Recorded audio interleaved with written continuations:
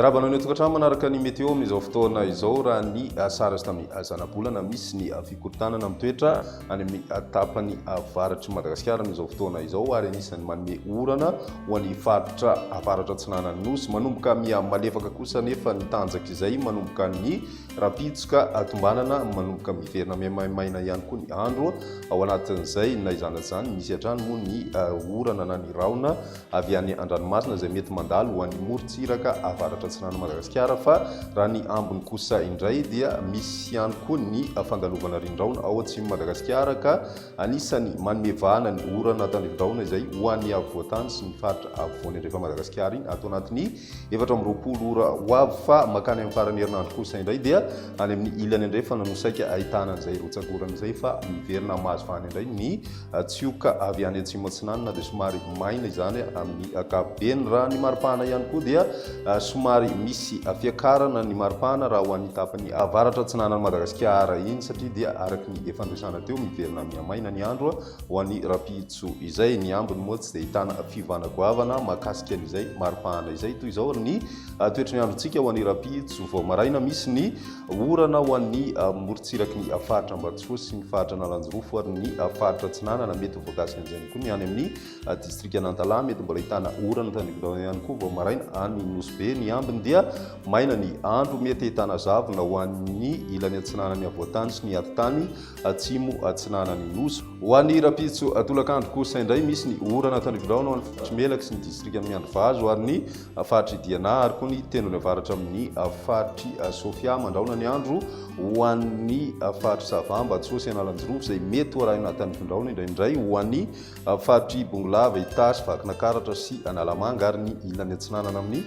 faritra Moromania ny ambiny dia mandraona vitsy na mandraona misy tokotoko ny andro ny maripana voavinavina amin'izay andro ny rapitso izay manodidina ny 7 ka hatramin'ny 8 degré celsius ho an'ny avoatany ary 3 ka hatramin'ny 13 degré celsius kosa ho an'ny morontsiraka atsinanana ny any amin'ny ilany andrefana dia manodidina ny 12 ka hatramin'ny 7 degré celsius ny maripana ho an'izay rapitso izay ny alakamisy misy hatrany ny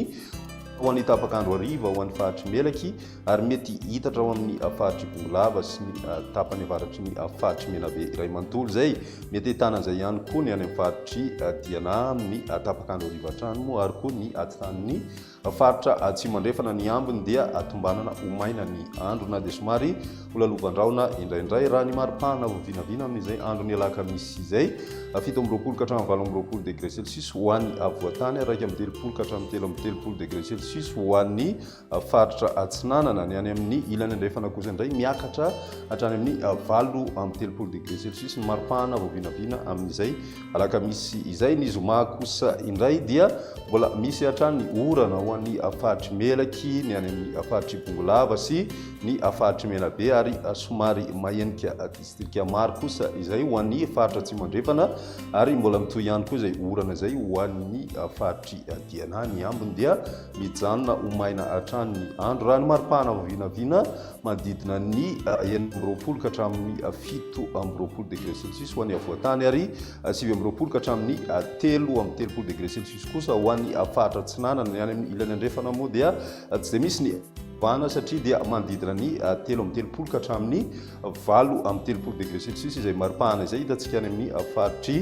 Betsiboka hatrany moa misy ny mafana indrindra ao anatin'izay